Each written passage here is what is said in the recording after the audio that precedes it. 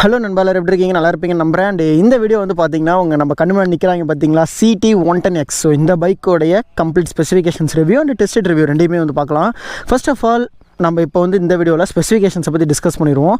So பைக்கோட looks and designs உங்களுக்கு அந்த சீரியஸ் தெரியும். உங்கள் CT100 CT110 சொல்லிட்டு ஆல்ரெடி 2 பைக்ஸ் இருக்குது. ஸோ இப்போ வந்து பார்த்திங்கன்னா புதுசாக அந்த CT110Xக்கான ஒரு லான்ச் எதுக்காக அப்படின்னு சொல்லி கேட்டிங்கன்னா, உங்களுக்கு ஆல்மோஸ்ட் இந்த பைக்கை பொறுத்த வரைக்கும் நமக்கு CT100 சீரியஸ் இருக்குல்ல. ஸோ அந்த 2 பைக்ஸை கம்பேர் பண்ணும்போது இதோட ப்ரைஸ் கம்மி. அதுவும் இல்லாமல் இந்த பைக்கில் நிறைய விஷயங்கள் வந்து பார்த்திங்கன்னா நம்ம அந்த பேசிக் யூசஸ்க்காக ரெடி பண்ணியிருப்பாங்க. ஃபார் எக்ஸாம்பிள், இந்த பைக்கை பொறுத்த வரைக்குமே நமக்கு 2 சைடுமே வந்து பார்த்திங்கன்னா அந்த ஃபுட் பெக்ஸ் வரும். பட் இந்த பைக் மட்டும்தான் வந்து ஃபிட் பண்ணியிருக்காங்க. பட் இந்த சைடுமே வந்து ஃபிட் பண்ணிக்கலாம். உங்களுக்கு அந்த டபுள் சைடு வந்து ஃபிட் பண்ணுற ஒரு ஆப்ஷன்ஸ் இருக்குது. ரெண்டாவது, ஃபார்ம் யூசஸ்க்கு இந்த பைக் செம்மையாக இருக்கும். உங்களுக்கு ஒரு வில்லேஜ் சைடில் இருக்கீங்க, உங்களுக்கு நல்லாவே வந்து நல்லா அடிப்படிக்கலாம் தாங்குற மாதிரி ஒரு பைக்காக வேணும் அப்படின்னா நீங்கள் இந்த பைக் சூஸ் பண்ணலாம். அதுவும் இல்லாமல் உங்களுக்கு லுக்ஸு டிசைன்ஸு எல்லாமே வந்து பார்த்திங்கன்னா ஒரு கம்ப்ளீட்டான ஒரு ரெட்ரோ லுக்கிங் ஸ்டைலில் வந்து இருக்கும். ரைடிங் ஃபீல் கொண்டுமே நான் சொல்கிறேன். உங்களுக்கு ஓட்டுறதுக்கு வந்து பார்த்திங்கன்னா நல்ல ரெட்ரோவாக இருக்கும் வண்டி. அண்ட் வண்டி பார்க்க தான் ரெட்ரோ, பட் இதோட என்ஜினை பொறுத்த வரைக்கும் நமக்கு அந்த CT110 இருக்குல்ல, இதுக்கு முன்னாடி இருந்துச்சுல்ல, சேம் அதே என்ஜின் தான், எந்த சேஞ்சஸுமே கிடையாது. சேம் அந்த என்ஜினில் சேசஸ் டிசைனை மட்டும் சேஞ்ச் பண்ணி அவங்க கிட்டத்தட்ட பார்த்திங்கன்னா ஒரு ஃப்ளாட்டான அண்டு ஒரு நார்மலான ஒரு ஃபார்ம் யூசஸ்க்காக ஒரு ரெட்ரோ லுக்கிங்கில் எந்த அளவுக்கு ப்ரொடியூஸ் பண்ண முடியுமோ அந்த அளவுக்கு ரெடி பண்ணி கொடுத்துருக்காங்க. வண்டியோட ரைடிங்க்கும் லுக்குக்குமே எனக்கு தெரிஞ்ச வரைக்கும் வண்டி வேறு லெவலில் இருக்குது. சீரியஸாக நான் ஓட்டிட்டு தான் வந்தேன் இவ்வளோ தூரம். வண்டி ஓட்டுறதுக்கே வந்து பார்த்திங்கன்னா அவ்வளோ கம்ஃபர்டபுளாக வந்து இருக்குது தலைவா. சூப்பராக இருக்குது வண்டி ஓட்டுறதுக்கு. அண்ட் இந்த கிராஃபிக் டிசைன்ஸ் நான் சொல்லி ஆகணும். இந்த கலர் காம்பினேஷன்ஸ் சீரியஸாக இந்த கிராஃபிக் ஸ்டிக்கர் வந்து பார்த்திங்கன்னா அவ்வளோ அருமையாக இருக்குது. கிளாசி பெயிண்ட் ஜாப் தான். ஸ்டிக்கரிங்குமே வந்து பார்த்திங்கன்னா உங்களுக்கு கிளாஸியில் தான் இருக்கும். அந்த சிடியோட டிசைனை சேஞ்ச் பண்ணிட்டாங்க. இங்கே 110X அப்படிங்கிறத கொஞ்சம் புதுசாக கொடுத்துருக்காங்க. அதே மாதிரி இதோட அந்த பேனல் டிசைனிங் எல்லாமே வந்து பார்த்திங்கன்னா ஆல்மோஸ்ட் உங்களுக்கு கொஞ்சம் சாலிடான பீஸாகவே கொடுத்துருக்காங்க.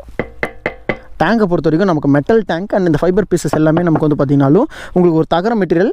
இந்த பாக்ஸ் வந்து பார்த்திங்கன்னா பிளாஸ்டிக்கு, தென் மட்கார்டு வந்து பிளாஸ்டிக், ரியரில் இருக்க மட்கார்டு முதற்கொண்டு எல்லாமே வந்து பார்த்திங்கன்னா கொஞ்சம் ஹார்டான ஒரு பிளாஸ்டிக் மெட்டீரியல் வந்து கொடுத்துருக்காங்க. முக்கியமாக இங்கே இந்த ஒரு யூனிட் கொடுத்துருக்காங்க பார்த்தீங்களா, இரும்பு தலைவா. நமக்கு வேறு எங்கேயாவது ஒரு ஆஃப் ரோடு எடுத்துகிட்டு போகிறீங்க, இல்லை நல்லா நான் சொன்னேன்ல இது காட்டுக்கெலாம் போட்டு ஈஸியாக அடிக்கலாம் வண்டி அப்படின்ட்டு. ஸோ அந்த மாதிரி போகும்போது கேத்தலிட்டிக் கன்வெர்ட்டர் அடி வாங்கக்கூடாது அப்படிங்கிறதுக்காகவே ஒரு மெட்டல் பீஸ் நல்லா பெரிய பீஸாக கொடுத்துருக்காங்க. எக்ஸாஸ்ட் பைப் அடி வாங்குறதுக்கு சான்ஸே இல்லை. என்ஜினை பற்றி சொல்லணும் அப்படின்னா நான் சொன்ன மாதிரி இது ஒரு 110cc engine. Power and dark அப்படின்னு பார்த்தீங்கன்னா ஆல்மோஸ்ட் நமக்கு கிட்டத்தட்ட வந்து பார்த்தீங்கன்னா 8.6 bhp பவர் வருது, 9.8 Nm torque. One of the best power நான் சொல்லுவேன் 110cc. அதே மாதிரி இந்த வண்டியை பொறுத்த வரைக்கும் நமக்கு ஃபியூல் இன்ஜெக்ஷன் கிடையாது, எலக்ட்ரானிக் கார்பரேட்டர். ஸோ இங்கே இருக்குது பார்த்தீங்கன்னா இதுதான் எலக்ட்ரானிக் கார்பரேட்டர். உங்களுக்கு அந்த எலக்ட்ரிக்கல் யூனிட்டில் சென்ஸ் ஆகும், பட் கார்பரேட்டர் தான். ஓகேவா? இந்த வண்டியை பொறுத்த வரைக்கும் ஒரு கார்பரேட்டர் என்ஜின். 2 ஸ்பார்க் ப்ளக்ஸ் இருக்கும், ரைட் சைட் அண்ட் லெஃப்ட் சைடுன்னு சொல்லிட்டு. ஸோ அதனால் உங்களுக்கு ஒவ்வொரு ட்ராப் பெட்ரோலுமே ஈஸியாக பேர்ன் ஆகும், கன்சப்ஷன் நல்லாயிருக்கும். அந்த விஷயத்துக்காக நமக்கு 2 ஸ்பார்க் ப்ளக் வந்து கொடுத்துருக்காங்க. கிக்கர் இருக்குது இந்த வண்டியை பொறுத்த வரைக்கும். ஸோ யூஸ்வலாக ஒரு 110cc பைக்கு கிக்கர் இல்லைனா எப்படி? ஸோ கிக்கர் கொடுத்துருக்காங்க. ஸோ செல்ஃப் ஸ்டார்ட் மாடல் தான் நண்பா. உங்களுக்கு இது வந்து வெறும் அனலாக் அந்த மாதிரி டைப்லாம் கிடையாது, செல்ஃப் ஸ்டார்ட்லேயே வருது. இந்த வண்டியோட ப்ரைஸ் நான் ஃபஸ்ட்டு இப்போ மென்ஷன் பண்ணிடுறேன். இந்த வண்டியை பொறுத்த வரைக்கும் நமக்கு ஆல்மோஸ்ட் ஒரு 78,000 77,000 ருபீஸ் வந்து வருது. நீங்கள் CT சீரிஸ் எடுத்துக்கிட்டிங்கன்னா இந்த வண்டி தான் பேஸ் ப்ரைஸ்ன்னு நான் சொல்லுவேன். ஓகேவா?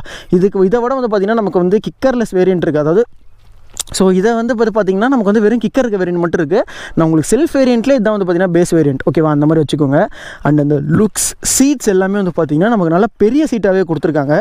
அண்ட் கம்ஃபர்டபுளாகவும் இருக்குது. சொல்ல போனோன்னா 3 பேர் ஈஸியாக உட்காந்துக்கலாம். பின்னாடி இருக்க இந்த கிராப் டிசைன் வந்து பார்த்திங்கன்னா கொஞ்சம் நல்லா சாலிடான மெட்டல் பீஸ் தலைவா. ஸோ நல்லாவே இருக்குது. உங்களுக்கு வந்து ஏதாவது ஒரு லோடு வச்சு கட்டிக்கணும்னா ரொம்ப பெரிய லோடு கட்ட முடியாது, பட் இருந்தாலும் உங்களுக்கு அதை டைப் பண்ணுறதுக்கு இது நல்லா ஹெல்ப்ஃபுல்லாக இருக்கும். லக்கேஜ் கேரியர் நல்லாயிருக்கு.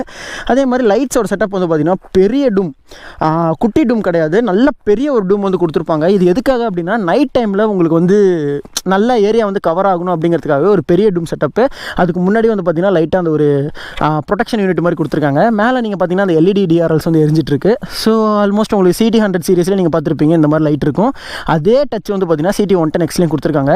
பட் லைட்டோட ஒர்க் நல்லா இருக்குது. இந்த சைடில் இருக்கக்கூடிய மாஸ்க் சூப்பராக இருக்குது. இந்த வண்டியை பொறுத்த வரைக்கும் நல்ல ஒரு பெரிய மாஸ்க் வந்து கொடுத்துருக்காங்க. இது வந்து பார்த்திங்கன்னா நல்லா டிஸ்டன்ஸ் இருக்கும் தலைவா. இன்கேஸ் இந்த இடத்துல ஃப்ரண்ட்டில் நீங்கள் வந்து ஒரு பெரிய வைசர் மாட்டினீங்க அப்படின்னா சுத்தமாக உங்களுக்கு வந்து அந்த விண்ட் பிளாஸ்ட்டு இருக்காது. ஏன்னா அந்த அளவுக்கு சூப்பராக பண்ணியிருக்காங்க. நான் உங்களுக்கு ஓட்டும்போது அதை வந்து காட்டுறேன். இண்டிகேட்டர்ஸ் 4மே வந்து பார்த்திங்கன்னா நமக்கு வந்து ஹாலஜன்ஸ். ரியர் லைட்டை பொறுத்த வரைக்கும் அந்த பழைய ரெட்ரோ டிசைனிங் இருக்குல்ல, அதே டிசைன் வந்து கொடுத்துருக்காங்க. உங்களுக்கு LEDs கிடையாது, லைட்டு பல்பு தான் இருக்குது உள்ளார. பட் இருந்தாலும் அந்த டிசைன் நல்லாயிருக்கு. ஒரு பழைய லுக்கில் இருக்க பைக்ஸ்லாம் இப்படி தான் இருக்கும்.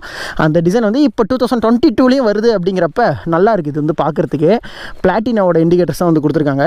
இந்த கவுல் டிசைன் வந்து பார்த்திங்கன்னா உங்களுக்கு உங்களுக்கு லைட்டாக ஒரு பிளாஸ்டிக் தான், பட் அந்த சேர் அடிக்காத அளவுக்கு ப்ரொடெக்ட் பண்ணும். ரொம்ப ஹார்டாக இருக்கா அப்படின்னு கேட்டிங்கன்னா நிச்சயமாக இல்லை. பிரேக்ஸை பொறுத்த வரைக்கும் இந்த வண்டியில் ட்ரம் பிரேக்ஸ் தான், ஆன்டி ஸ்கிட் பிரேக்கிங் வருது. டயர்ஸ் எல்லாமே வந்து பார்த்திங்கன்னா நமக்கு அந்த டூயல் டோன் டயர், ஸோ கொஞ்சம் ஆஃப் ரோடுக்கும் நல்லாவே இருக்கும் இந்த டயர்ஸ் பொறுத்த வரைக்கும். சிஏ டயர்ஸ் தான் யூஸ் பண்ணுறாங்க. நீங்கள் பார்த்தீங்கன்னா தெரியுமா ஆன்டி ஸ்கிட்டுக்கான அந்த 2 சிஸ்டம் வந்து கொடுத்துருக்காங்க. டயர்ஸோட குவாலிட்டி நல்லா இருக்குது. 2.75 செக்ஷன் டயர். ரியரை பொறுத்த வரைக்கும் நமக்கு 2.75 போட்டுக்கலாம், நீங்கள் 300 செக்ஷன் டயரும் போட்டுக்கலாம். 17 இன்ச் வீல் சைஸில் தான் நண்பா வருது. சஸ்பென்ஷனை பொறுத்த வரைக்கும் ஃப்ரண்ட்டில் டெலஸ்கோபிக்ஸ் வித் இந்த மட் கவர்ஸோடு கொடுத்துருக்காங்க. ஸோ இந்த கவர் இருக்கனால உங்களுக்கு அந்த சேர் எதுவுமே உள்ளே போகாது, அந்த ஒரு ப்ரொடெக்ஷன் இருக்கும். ரியர்லேயுமே வந்து பார்த்திங்கன்னா நமக்கு டூயல் டோன் சஸ்பென்ஷன்ஸு, ஸோ உள்ள ஒரு குட்டி சஸ்பென்ஷன் வரும், வெளியில் ஒரு மெயின் சஸ்பென்ஷன் வரும். இதனால் நமக்கு கம்ஃபர்ட் நல்லாயிருக்கும். நீங்கள் 3 பேர் அடித்து ஓட்டினா கூட அந்த வண்டியை தாராளமாக கம்ஃபர்டபுளாக போகலாம். அந்த ஒரு விஷயத்துக்கு சூப்பராகவே இருக்கும். நான் உங்களுக்கு ஏறி உட்காந்து காட்டுறேன். இந்த இடத்துல இருக்கக்கூடிய இந்த விஷயம் இருக்குல்ல, அதாவது ஒரு லாங் ஹேண்டில், இதுலேயே இந்த இடம் வந்து பார்த்திங்கன்னா நமக்கு ரொம்ப வெயிலில் வந்து இன்கேஸ் வண்டி நிறுத்தினீங்க அப்படின்னா இப்போ இந்த இடம் சுடுது, இங்கே சுடலை. ஏன்னா இது ஒரு பிளாஸ்டிக் யூனிட்டு, கால் வச்சு உட்காடுறவங்களுக்கு இந்த இடம் சுற்றக்கூடாதுங்கிறதுக்காக சின்ன ஒரு யூனிட் கொடுத்துருக்கிறது நல்லா இருக்குது, புதுசாக யோசிச்சிருக்காங்க. டேங்க் வைஸ் பார்த்திங்கன்னா நமக்கு லிட்டரெலாம் 11 லிட்டர் டேங்க், ஓகேவா, 10.8 வருது. ஸோ 11 லிட்டர் டேங்க் வந்து கொடுத்துருக்காங்க. ஏறி உக்காந்தா அப்பா. இந்த வண்டியோட ஹைட் அப்படின்னு பார்க்குறப்ப நமக்கு ஆல்மோஸ்ட் 795 ஹைட் வந்து வரும். ஒரு யூஸ்வலாக நீங்கள் வந்து ஆல்மோஸ்ட் ஒரு 5'7", 5'6" ஹைட் இருக்கீங்கன்னா இந்த வண்டியை தாராளமாக நீங்கள் ஹேண்டில் பண்ணலாம். நான் உங்களுக்கு சொன்னேன் இல்லையா, இந்த யூனிட் வந்து நல்லா வெளியில் கொடுத்துருக்காங்க. ஸோ அதனாலேயே உங்களுக்கு வந்து பார்த்திங்கன்னா இந்த ஒரு எக்ஸ்ட்ரா யூனிட் எல்லாம் கவர் பண்ணிவிட்டு இங்கே நீங்கள் வைசர் இப்படி போட்டிங்கன்னா கூட பக்காவாக விண்ட் பிளாஸ்ட் இருக்கும். இப்போ இந்த வண்டி ஸ்டாக்லேயே கூட வந்து பார்த்திங்கன்னா பெரிய விண்ட் பிளாஸ்ட் இல்லை, நல்லா லென்த்தாக இருக்குது ஃப்ரண்ட்டு. அதே மாதிரி இங்கே ஒரு சின்ன யூனிட் கொடுத்துருக்காங்க. இது வந்து ரப்பரில் கோட் பண்ணியிருக்காங்க. பட் இது ஒன்றும் பெருசாலாம் இல்லை, ஹேண்டில் வந்து வைப்ரேட் ஆகாமல் இருக்கிறதுக்காக சின்ன ஒரு யூனிட் தான். பட் இது ரப்பரிங் கொடுத்துருக்கிறது நல்லாயிருக்கு. இந்த சுவிட்சஸ் டைப்பு, கிளச் டைப்பு எல்லாமே வந்து பார்த்திங்கன்னா பிளாட்டினா CD110 என்ன இருக்கோ அதே தான். ஸோ லைட் சுவிட்ச் வந்து கொடுத்துருக்காங்க, மெயின் லைட்டோட சுவிட்ச் கொடுத்துருக்காங்க. இப்போ ஸ்டார்ட் பண்ணி காட்டிடுறேன்.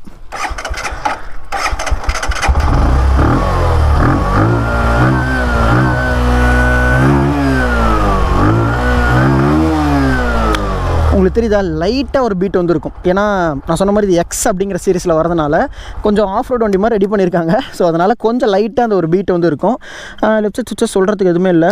ஹை பீம், லோ பீம் இருக்குது, பேஸ் சுவிட்ச் இருக்குது, தென் இண்டிகேட்டர்ஸ் இருக்குது. ஹாரன் டீசெண்டாக ரொம்ப சைலண்ட்டாக கொடுத்துருக்காங்க. கன்சோல் மீட்டர் எதுலேயுமே டிஜிட்டல் கிடையாது, இது கம்ப்ளீட்லி அனலாக் தான். ஸ்பீடோ மீட்டரோட அனலாக் யூனிட், இது ஓடோ மீட்டர், தென் இங்கே வந்து fuel gauge indications, neutral, mall function sensor. So இவ்வளோ தான் வந்து கொடுத்துருக்காங்க. கீ வந்து பார்த்திங்கன்னா நமக்கு பல்சரில் இருக்குல்ல, சேம் கீ செட்டப் அதே தான். உங்களுக்கு இந்த சேஞ்சுன்னு சொல்லிட்டு எதுவுமே இல்லை. இந்த வண்டி ரொம்ப சிம்பிளாக இருக்கும். நிறைய விஷயங்கள்லாம் எதுவுமே இந்த வண்டியில் இருக்காது. மோஸ்ட் சிம்பிள், ஓகேவா.